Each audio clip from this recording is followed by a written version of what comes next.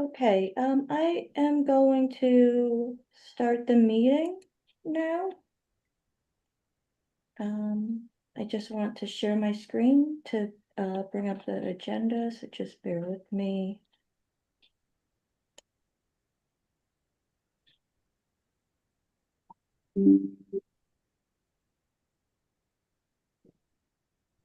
Okay, good morning. Welcome everybody to the July 23rd meeting of MetroCOG's Transportation Technical Advisory Committee. I'm Meghan Sloan. I'm the planning director at MetroCOG. We'll go through introductions. We'll start with Nick in the room. How's it going, everyone? Nick Dostal, regional planner here at MetroCOG. Okay, and I'll just run down the list as I see people. Mark. Mark Barnhart, Director of Community Economic Development for the town of Fairfield. Hey, Jason. Jason Coit, Transportation Principal Engineer for Connecticut Department of Transportation. Okay, Daniel. Good morning, everyone. Daniel Emig. I'm a supervising engineer with environmental compliance with DOT. Okay, and just for procedural, should I make you both co-hosts for your presentation? Okay, Jonathan?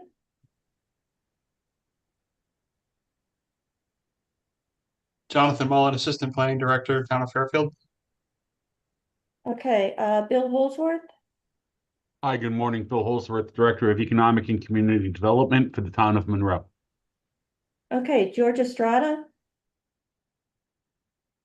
George Estrada, Public Works Director, Town of Trumbull. Okay, we have a Read AI. I'm gonna just remove it. John Cattell? John Cattell, Town of Fairfield, DPW. Jennifer Brady? Good morning, everyone. Jennifer Brady, the Federal Highway Administration, Connecticut Division. Okay, Bill Hurley? Bill Hurley, Engineering Manager, Town of Fairfield. Bill Mauer? Bill Maher, Town of Trumbull Engineering. And Luis Borges? Louis Borgos, City of Bridgeport Director. Okay, and we also have Aaron Curry.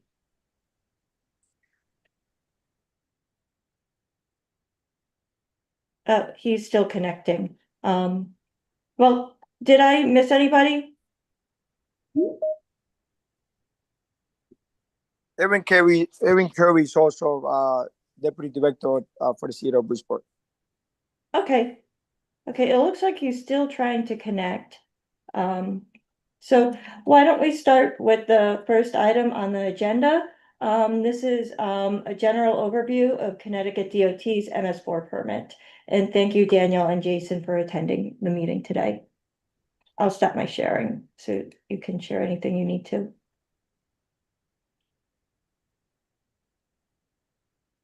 Hi, yeah, so like I said, I'm Jason Coit. I'm the Principal Engineer for DOT's Environmental Compliance Office. The duties to comply with MS4 are spread across the entire Department of Transportation. But Dan and I are probably the ones that are most knowledgeable about how everything gets done. And so we're here today to talk about our program. We understand that our program or our requirements are very similar to the same type of requirements that are in the small MS4 permit. We're happy to exchange information. We're happy to exchange ideas. And Dan's going to go really into the nuts and bolts of this. We're here to answer questions. That said, it is an overview. We are certainly more than willing to come back and maybe give a more detailed breakdown of a specific element at a later point. We're here for the long term. So just keep that in mind. All right, I guess I'll jump in. Megan, can you just remind me, I just want to make sure I'm cognizant of the time. What kind of time frame do we want to maintain here? I know you got other items on the agenda here. So what time should we be trying to wrap this up?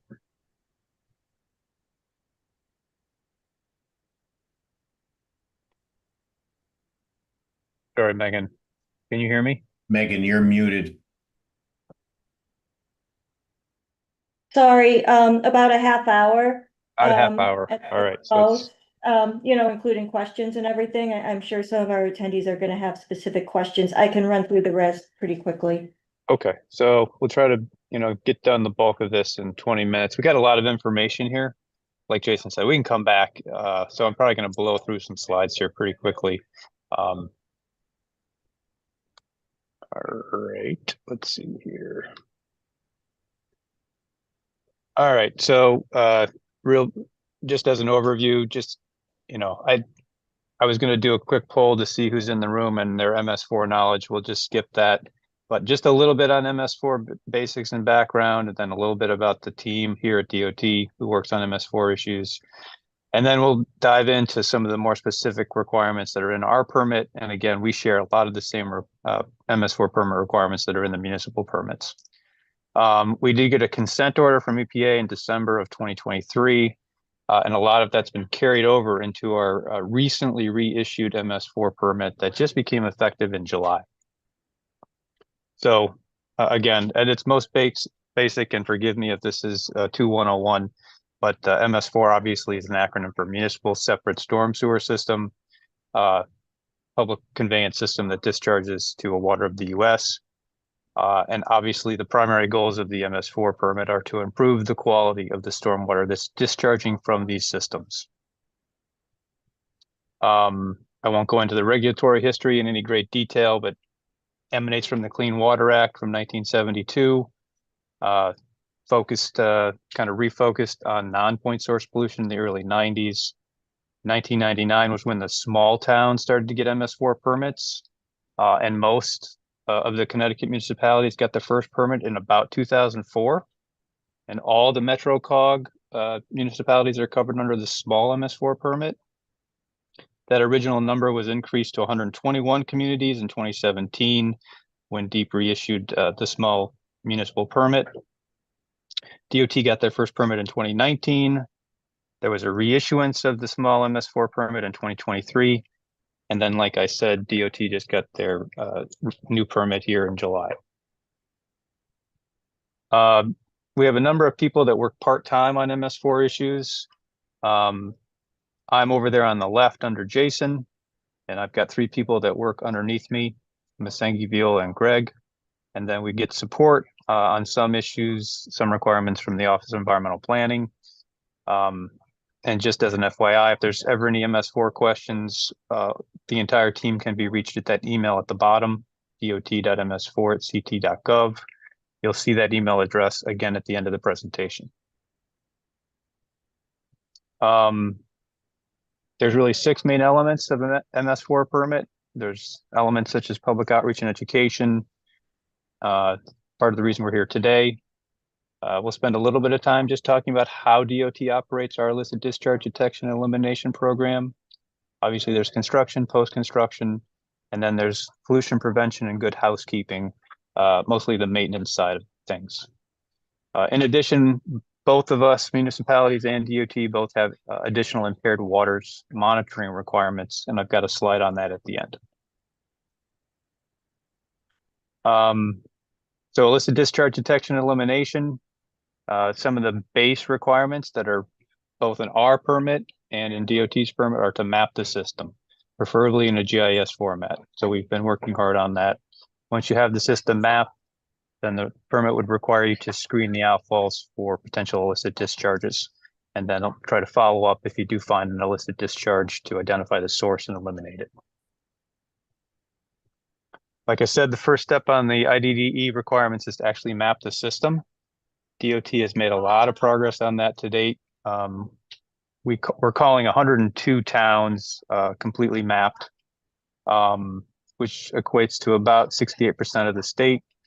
I guess as an FYI, there is a new 2023 aerial that's now available for background use. So we've updated that.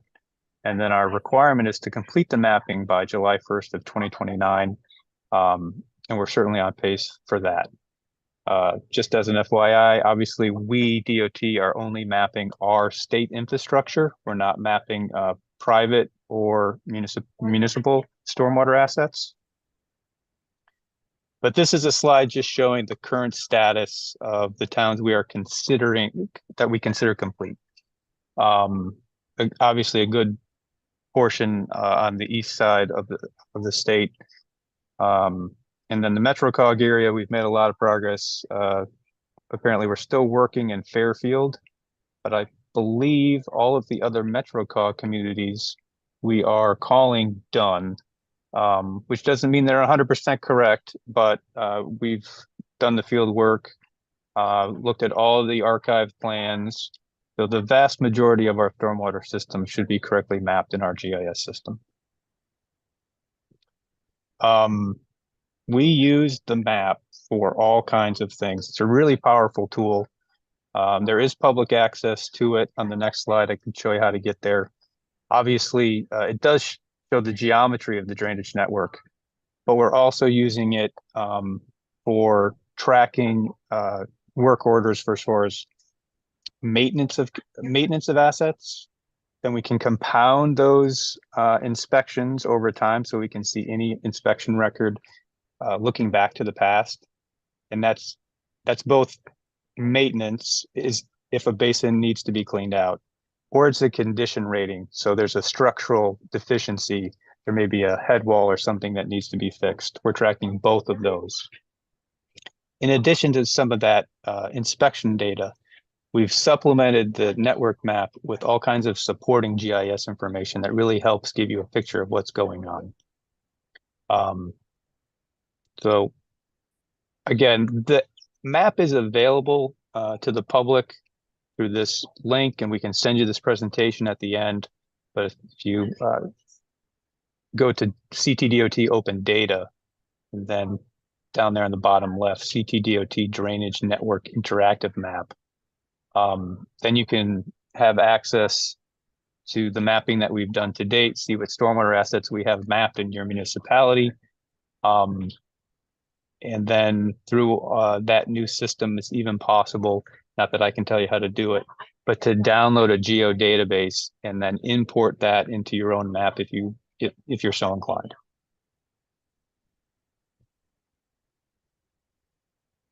So that now that we have the storm system mapped, we start our illicit screening process.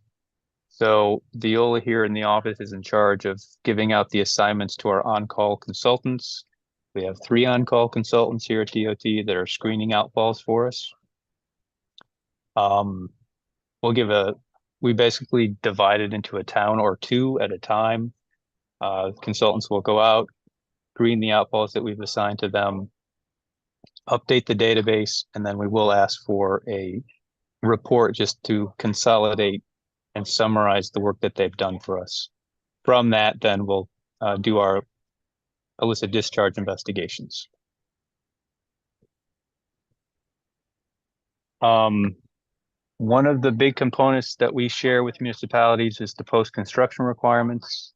It's a big component of trying to improve the quality of the water, the stormwater coming off of redevelopment sites. So again, in the big picture, now or in the future, we can go into as much detail as the group may be interested in. But the 2 main ways that you can improve the quality of the water is to retain or treat it. You can either hold the volume on site by infiltrating it, or you can simply filter the stormwater before the volume then leaves, but there's less pollutants in it. There's 2 components in the regulation: that water quality volume, or that first flush, that first 1.3 inches now. And then there's this concept of directly connected impervious area. Directly connected impervious area, stormwater goes directly from the stormwater conveyance system into the stream. There's no intermediary. Whereas a disconnected system with that stormwater runoff would end up being infiltrated, reducing that volume or treating that volume before the flow is then introduced to the stream. One of the concepts that I like to highlight here is that you're only worried about the water quality volume under the MS4 permit. So if you have higher flows that still make it to the stream without treatment, that's okay. The water quality volume is designed to get at about 90% of the annual rainfall, and that extra 10% would not invalidate the disconnected status of that impervious area. This is something else that we can go into more detail now or in the future if the group has interest, but we're tracking all of this information for all the capital projects that work their way through DOT. So we've developed this MS4 designer worksheet that summarizes how the project is doing or did on disconnecting their impervious area, providing BMPs. The worksheet's available on the DOT MS4 webpage if you're interested, and there's accompanying instructions with it. In the broadest overview, page 1 is existing conditions and project information. Page 2 is the design conditions. Jason, you have something? Yeah, just, as everyone knows, like, we do lots of capital projects at DOT, whether it be increasing, adding a lane, with congestion, or even just rehabbing a bridge. That's how, that is the primary use of this worksheet, is every time we have a capital project, like rehabbing a bridge, like adding a lane, we evaluate it for what it needs to do for its water quality volume, and what are the opportunities there for reducing its directly connected impervious area. We use this worksheet for other reasons too, in terms of evaluating standalone projects, but by and large, the number one reason is to try to incorporate some sort of best management practice into a transportation project that is going to move forward anyway. Right. So again, I think that's probably enough detail on the worksheets. We can go into more detail if the group desires. So as Jason said, we look at every plan set that comes through.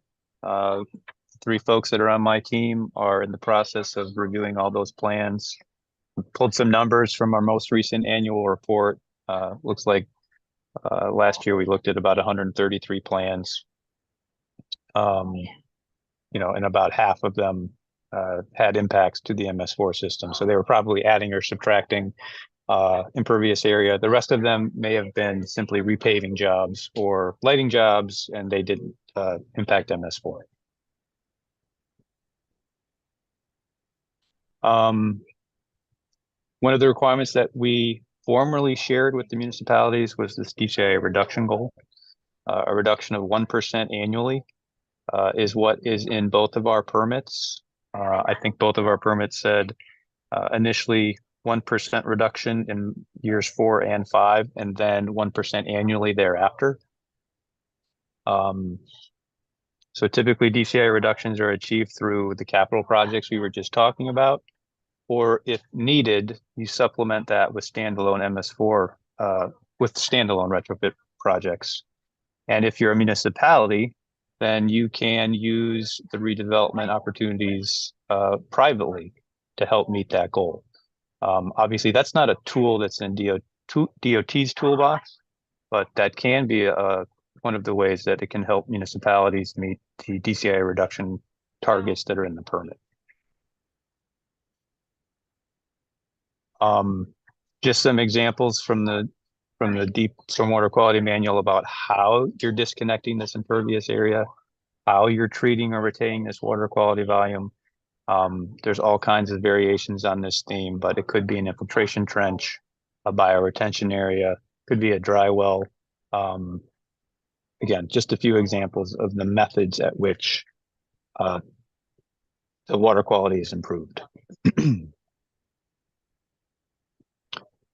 I'm going to get to the EPA consent order in a bit, but DOT did need to supplement our capital projects because we were not making enough progress on our DCI reduction goals. Came out of the audit and the consent order. So currently, we have 11 locations that are currently in 30% design. 11 standalone stormwater retrofit projects that are projected to disconnect 37 acres.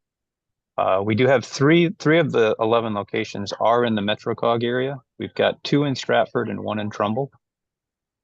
For that consent order, I'll mention in a bit. We need to disconnect. These projects are required to be done by 2027. So it's a really aggressive time frame, and we're going to be moving hard to try to meet it. But as of right now, I think we're on schedule. We have future goals as well, so we're currently working on another 10 locations or more because we know we're going to have to disconnect more acreage in the future. Just a bit on the retrofit locations that are in MetroCOG. We've got, like I said, 2 in Stratford. There's 1 on Route 15, adjacent to Route 110. It's an existing basin that's honestly in dire need of maintenance. We're going to retrofit it from its existing detention basin, dry basin into an infiltration basin. And then the other location is just off an exit ramp on I-95 at Broad Street. The initial concept called for an infiltration trench. The designer currently is still holding that. I'm not sure that the soils are going to cooperate. We're probably going to have to downgrade that to a hydrodynamic separator. And then in Trumbull, we're looking at this project would be in Route 8 in the median, close to exit 7. We're looking at putting in numerous water quality swales in the median to help treat that water quality volume.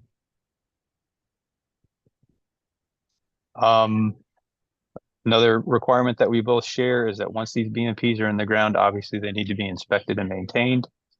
So we have a program in place now to do that. Through the GIS system, we are tracking the inventory of BMPs. Currently, we've got 357 BMPs. We need to inspect them annually and then obviously maintain them where needed. So we are utilizing our on-call consultants to inspect them. Then the maintenance of the BMPs is completed by both internal DOT staff, and now it's supplemented by private contractors to help us get some of the maintenance done. And then that program is divided up between Greg and Viola. Another requirement we both share, catch basin cleaning and street sweeping. I think this language is the same for both of us. The original language for catch basin cleaning for us said no catch basin should be more than 50% full at any time. Really difficult requirement to meet. And then the street sweeping, all streets and parking lots within what they're calling the priority area. I think the default is thinking of it as kind of an urbanized area. Needs to be inspected annually and cleaned as needed. And then finally, the impaired waters monitoring component, we both share it, although it's a little bit different. For the small MS4s, for the municipal permit, you need to inventory all your discharges to impaired water bodies and then do wet weather sampling. Once you've done some wet weather sampling, you prioritize those, you select 6. But the bottom line is based upon what you're finding, you try to implement control measures to reduce that the concentrations from the outfall into the impaired water body. DOT has a similar requirement, except we worked with USGS to do some to auto sample 9 representative locations across the state. And then we're using the data that was collected from those 9 representative locations. We did 18 rain events for each of the 9 locations and sampled for over 40 constituents. All that data is going to be fed into a database where we in the future can model any outfall across the state.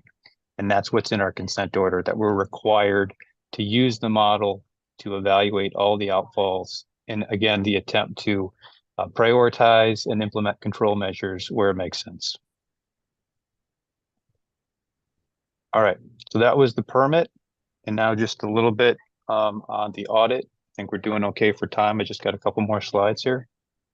As I mentioned, the EPA came down and audited us in May of 22. We had about 2.5 weeks of advance notice. EPA did give us some advance notice on the documents they were looking for. They did give us an agenda in advance. Obviously, deep stormwater staff was there. And again, on the regulatory side, the permit is through the Clean Water Act, but then authority to oversee the permit is delegated from EPA to DEEP. So EPA always has the ability to come in and audit a program. DEEP can obviously do that as well. In this case, it was EPA that conducted the audit. So we had the pleasure of sitting in a room with EPA and the two auditors for about 7 hours on May 17th. Jason, I don't know if there's anything about the audit you want to add at this point, but it wasn't expected. We only had the permit about 2.5 years, but since we were delayed in getting the permit, we think that had something to do with it. I guess I wouldn't characterize it as adversarial. But I mean, obviously, we want to make sure that what was getting done was getting done. Right. So after the audit in May of 22, it took about 18, 19 months to work with DEEP and work with EPA. If there is any silver lining in consent order, they're trying to give us requirements that are actually feasible to meet. And for DOT, this first requirement to disconnect 1% of our DCIA annually was never going to be feasible. We have over 9,000 acres of DCIA that we're estimating. So that would mean we would need to disconnect 90 acres every year. That was never going to happen. So the order looked at what was feasible for us based upon our resources and staff available. And so it basically replaced the 1% in our new permit with disconnect 80 acres of DCAA by 2030. There's an interim goal of disconnecting 40 acres by 2027. And that's where those phase 1 retrofit projects are a big part of how we're trying to meet that goal. Other things that were in the consent order, we need to do a better job on inspecting and maintaining all of our stormwater BMPs, all our wet ponds, all our hydrodynamic separators. So we need to, the order basically says we need to inspect and clean them all where needed by 2027. They give us a little bit more time on some of our large wet basins across the state. Those need to be done by 2029. They did require us to put a plan together for this, for the maintenance activities, which we did. And then inspect and clean all the catch basins. We're able to do we've been doing about 9,000 a year, 10,000 a year. We've been working on supplementing existing state forces with a DAS contract for help on limited access highways, which we just got in place last year. So if we were able to get to about 12,000 a year, we think that we could get to all of the catch basins in our priority areas by 2031. So that's what ended up in our consent order. Street sweeping didn't change much. It's still pretty consistent with the program. For both the catch basin and the street sweeping, it was mostly the lack of documentation. We could not tell EPA where we did the work. We could say we've cleaned 9,000 catch basins. We just couldn't tell them where. And then finally, as far as what's in our permit, DEEP did add some new public outreach requirements, and that is part of the reason why we're here today. I think that they would like us to at least give the opportunity for the COGs to know what's going on with DOT, see what how we're meeting some of the requirements, seeing if there's anything you might want to borrow or inquire about, we can give more information on. One thing that I can say is that there's no more wet weather sampling in our permit, and I'm pretty confident that's coming to the municipal permits as well. Just have the dry weather screen going forward. The water quality volume goal did increase with the new stormwater quality manual that DEEP put out last year. That is now 1.3 inches. In our new permit, and then again the future municipal permit, there will be disconnection credit given for treatment-only BMPs, which is a big deal if you're trying to meet the DCI reduction targets.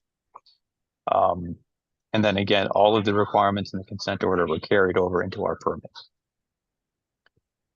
So it's a bit of an odd slide to end on, but its impact is actually pretty significant, seeing as how if you were to provide a treatment BMP previously, you would not get any DCIA reduction credit previously. Now you're going to get partial credit. So if you cannot infiltrate or you cannot retain this water quality volume on site and you can filter it, now you'll get partial credit. For biofiltration, for example, you could get 50% credit, which is fantastic. So I did a lot of talking. Hopefully didn't overwhelm anyone. I think we're okay for time. But if there's any questions, be happy to answer them.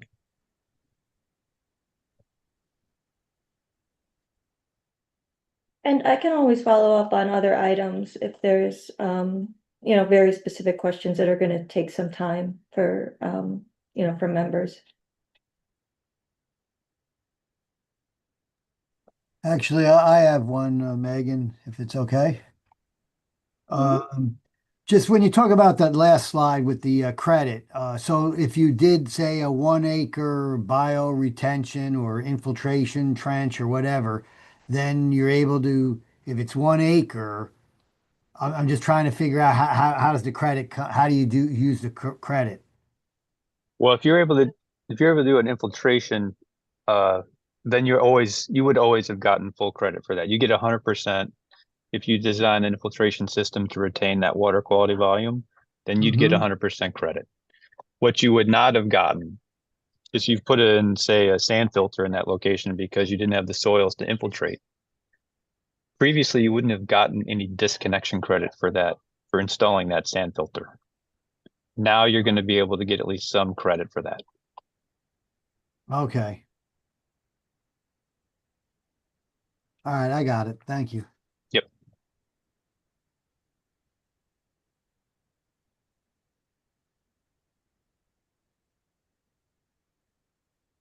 Okay, it seems like there aren't any additional questions, but members, please feel free to ask. And would it be okay if I distributed this after the call Yep, I will presentation? make it a PDF and hopefully it's small enough. I think I can send it to you via email. If not, we'll have to work out another way for me to get it to No you. problem. But yeah. Yeah, you should be able to send it to us and I can always upload it to AWS. So. Yep, will do. I'll send it to you here shortly. Okay, thank you again for attending. Thank you. Thank you, guys. Okay, getting on to other business. We had, here, I'll share the screen now. And the next item is LOTSIP. We're assisting some municipalities with questions and with applications. Please let us know if you need any assistance. And then many of you probably saw a request on updates for your lots of projects.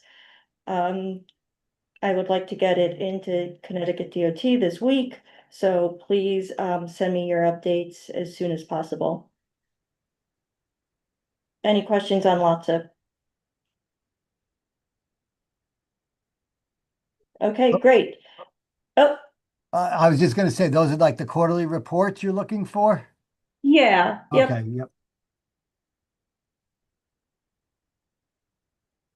Yep, you'll see the list of projects that I needed specific updates on. All right, thanks, Megan. You're welcome. Next item are federal grants. So for SS4A, we are still waiting on FA or USDOT to respond or to I guess finish their review. And then the neighborhood equity and access grant that's specific to Bridgeport. There was an RQ issued. There were 5 firms interviewed and a formal decision is being made soon. So any questions on those? Okay, additional grant and funding updates. Nick, would you like to give the updates on both of these? Yeah, so for the first one, the Active Transportation Microgrant Program, if you're unfamiliar with what this program does, it provides up to $5,000 in non-infrastructural financial support for items such as bicycles, bike racks, bicycle helmets, locks. It can fund bicycle education, bicycle events in schools, and so on and so forth. So anything that's not directly in the ground beyond a bike rack or a bike repair kit, they can fund. So the second round just passed, and our third round is anticipated to close in late September. But I'd encourage you all to start thinking about your applications now to apply for September because money is really quickly running out. For example, in the region next door in MetroCOG, they got every school in Waterbury and every school in Bristol to sign up. So that's 30 schools times 5,000. That's $150,000 out of the million going just to Waterbury. So money is very surely running out. So I'd really encourage anyone who's interested to apply in this coming round. If you have any questions, please reach out, let me know, and we can work something out and try to formulate what an application might be. Thankfully, the process is really easy. It's a 2-page application, and within your municipality, each municipal department is treated as a separate entity. Therefore, you can apply from Parks and Rec, from Public Works, from Planning, Economic Development, all separately, as well as any 501c3 organizations in your town who may be interested could also apply. So yeah, reach out to me if you have any questions. For the second one, is the CTDOT parcel prioritization study. Some of you may have heard the news that DOT just announced a brand new transit-oriented development at the New Haven Union Station. And over the next few weeks, we anticipate they're also going to announce what they're doing at the Stanford Station. So in line with those two developments, DOT is looking at the rest of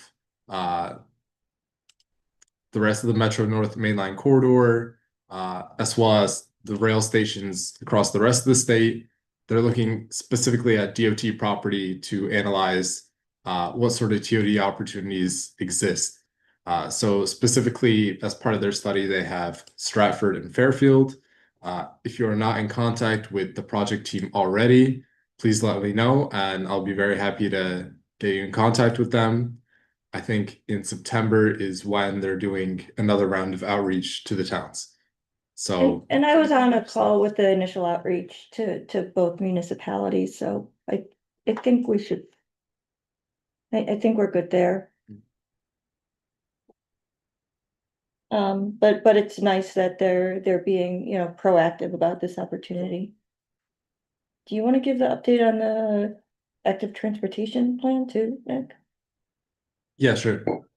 So the state's also doing an active transportation plan. Some of you may remember the tour that we did of the region back in April. So they're going into the recommendations phase of the plan. As part of that, now in August, they're going to be doing some select focus groups. If you're interested in taking part of that, we could send over the Google form they sent us to sign up.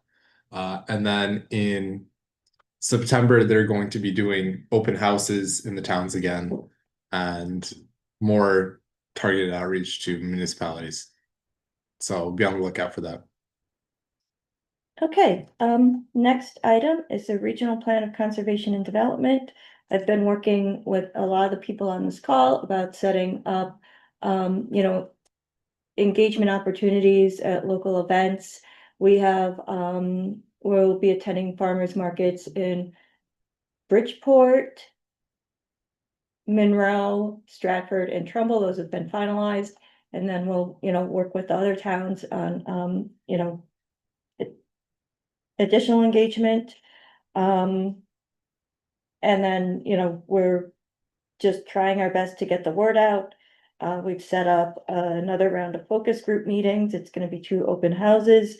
in mid-August.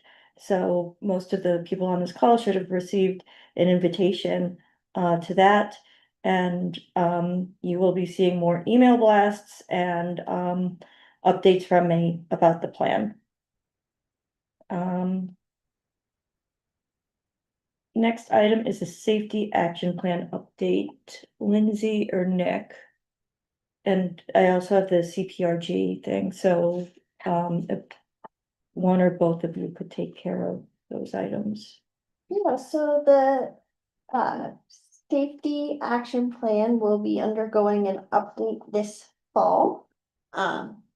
While this is an annual update, we are also looking to move away from our EPDO analysis, which applies a dollar amount to its weighting to a KSI approach, which is recommended by FHWA and is similar, should not change the high injury network substantially, but weights crashes based on their severity rather than using a dollar amount model.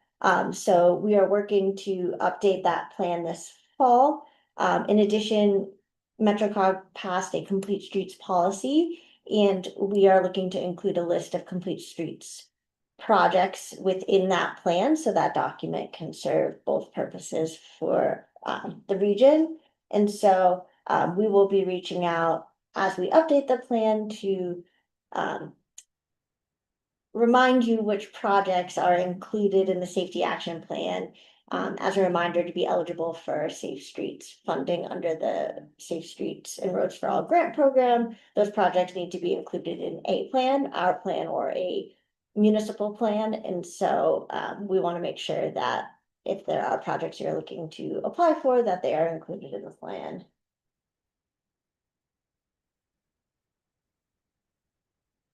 Any questions regarding the safety action plan update?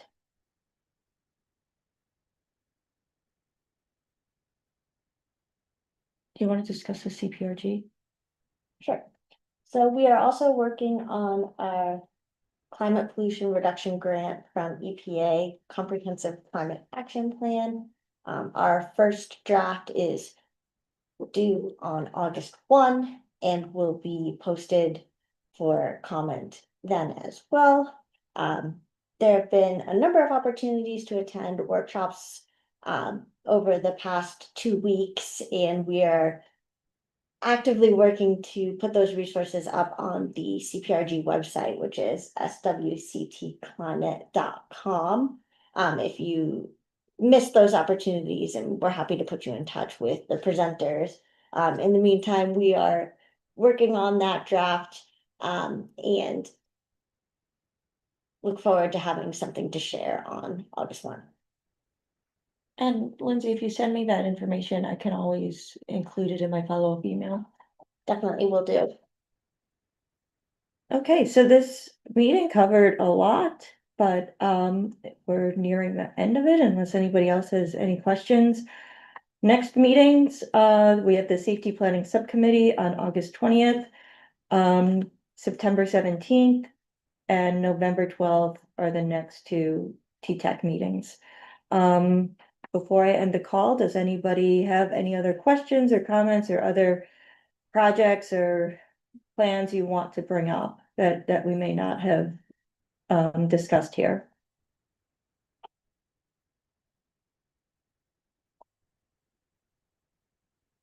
Okay, well, thank you everybody for attending, and you'll see a follow-up email from me sometime today or tomorrow.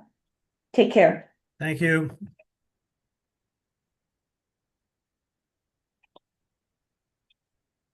The